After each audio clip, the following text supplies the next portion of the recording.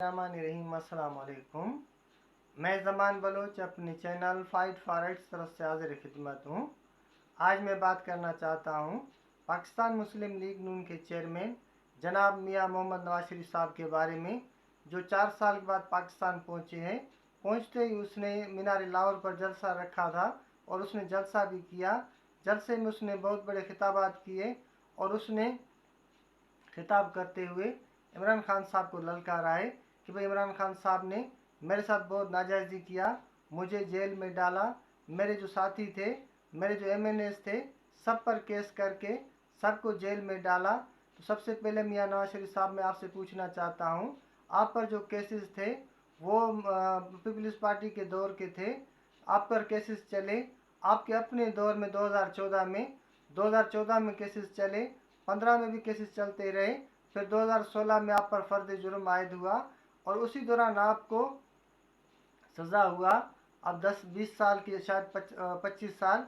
उस दौरान इमरान खान वज़ीर आज़म था, न सदर पाकिस्तान था, न गवर्नर पाकिस्तान था, न कहीं का वज़ीर आला था, न कहीं किसी महकमे में उसका कोई बंदा लगा हुआ था। मैं पूछता हूँ आपसे, आपको इमरान खान ने कैसे फंसाया? आप पर केसेस इमरान खान ने कैसे किए? लेकिन जैसे इमरान खान साहब की गवर्नमेंट गई, उस गवर्नमेंट के बाद आपने इमरान खान पर उल्टे सीधे केसेस किए। अगर आप सियासतदान होते, आप इस तरह के काम करते।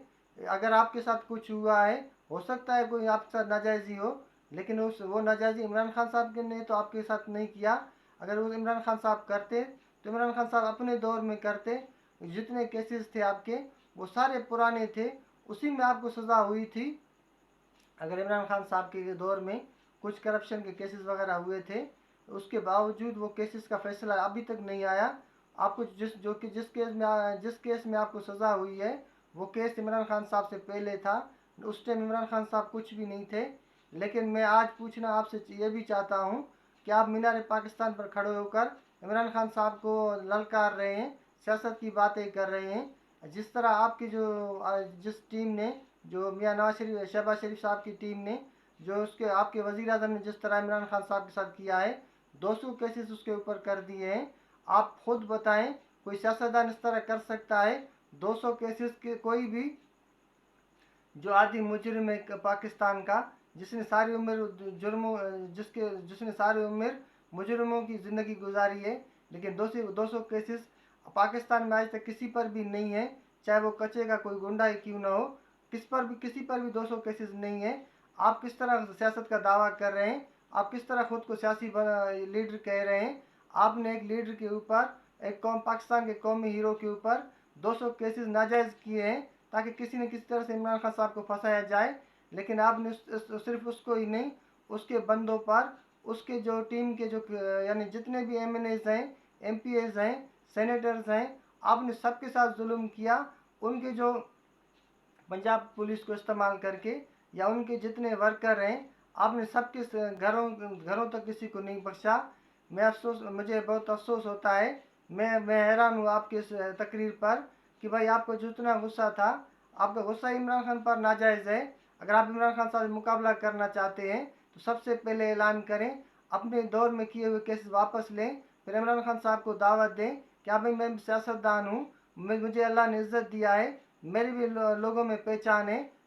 आपने तो सिर्फ 3.5 साल गवर्नमेंट किया है। आप इमरान खान को बोले आपने सिर्फ 3.5 साल गवर्नमेंट किया है। मियाँ नासिर साहब आप खुद बोले अपने बारे में, हमें भी पता है कि आपने 30 साल से ऊपर इस मुल्क पर हुकूमत किया है। तो आपकी हुकूमत की कारकर्दगी किधर है कि आप ये झूठे केसों का सहारा ले रहे हैं, आप इधर उधर की बातें कर रहे हैं? तो आप अगर आपको अपने किए हुए टीम, अपने किए हुए काम पर भरोसा होता तो आप इस तरह की बातें नहीं करते, आप इस तरह मुल्क छोड़कर भी नहीं जाते। और आने के बाद भी आपसे आपका इस वक्त भी कोई सियासी तर्ज अमल बिल्कुल ठीक नहीं है, आपका रवैया सियासी तरह से बिल्कुल ठीक नहीं है। आज अगर मुश्किल तो टाइम इमरान खान साहब पर है, कल ये टाइम आप पर भी आ सकता है, फिर वही मसला होगा। लेकिन रियासत पाकिस्तान, किसी को भी अगर किसी से दुश्मनी है तो पाकिस्तान की सियासत को छोड़कर, पाकिस्तान के रियासी इदारों को छोड़कर, पाकिस्तान के निज़ाम को छोड़कर, पाकिस्तान के टैक्स के पैसे को छोड़कर वो किसी और तरीके से अपनी दुश्मनी निभाए। ये पाकिस्तान गरीब मुल्क है, यहाँ लड़ने की जगह पार्लियामेंट नहीं है। पार्लियामेंट काम करने की जगह है। पार्लिमानी सिस्टम है पाकिस्तान में, अगर पार्लिमानी सिस्टम नहीं चलेगा, पार्लियामेंट नहीं चलेगा, हुकूमतें नहीं चलेंगी, तो पाकिस्तान के मसले कहाँ से हल होंगे, पाकिस्तानी अवाम के मसले कहाँ से हल होंगे। तो मेरे ख्याल में सबसे पहले आपको भी माफ़ी मांगना चाहिए था कि भाई जितना हुआ गलत हुआ, मैं आज अपनी तरफ से माफ़ी मांगता हूँ। और जो मेरे साथ हुआ उसके लिए इमरान खान साहब के आप कहते कि आप भी माफ़ी मांगे, आए बैठें, आज सियासत करनी है, पाकिस्तान को चलाना है। और आप भी अवाम के पास जाएं, मैं भी अपना मंशूर लेकर अवाम के पास जाता हूँ, फिर अवाम की मर्ज़ी है जिसे मुंतखब करे।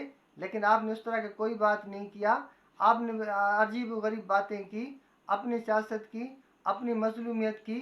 हालांकि पूरी दुनिया को पता है आपकी सियासत का भी, आपकी मजलूमियत का भी।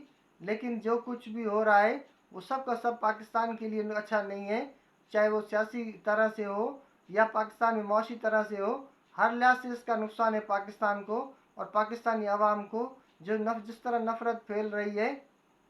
दूसरा, नासिर साहब मैं आपको बताना चाहता हूँ, ये 1988 नहीं है, अब ये 2020 से भी आगे 2023 2024 चल रहा है। और इस दौरान इस टाइम जो जो जनरेशन मौजूद है वो आपकी इस बातों में नहीं आएगा। आपको इलेक्शन में जाना पड़ेगा और इलेक्शन में आपको वोट लेना पड़ेगा। वोट के लिए आपको परफॉर्मेंस दिखाना होगा जो आपके पास नहीं है। इसके अलावा कोई भी इधर उधर की बात नहीं चलेगी, आप इस बात को लिख कर लें। कितना भी हो, अभी तो आप सिर्फ ज़मानत पर हैं, आपका केस लगना, आपके ऊपर जो पाबंदी लगी है, आपके ऊपर आपको जो सज़ा मिली है, न वो सज़ा मुअत्तल हुई है, ना अब उसका कोई भी टाइम पीरियड कुछ भी इस टाइम तक नहीं है। आपको फिर दोबारा कोर्ट जाना पड़ेगा, उसके बाद जो भी होता है वो उसके बाद डिसीजन लिया जाएगा।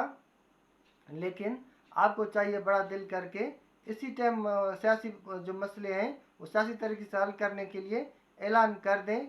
आपको अल्लाह ने एक मरतबा फिर मौका दिया है, ऐसा ना हो कि ये मौका आप गंवा बैठे, फिर वही दुश्मनियाँ सारी उम्र चलते रहें।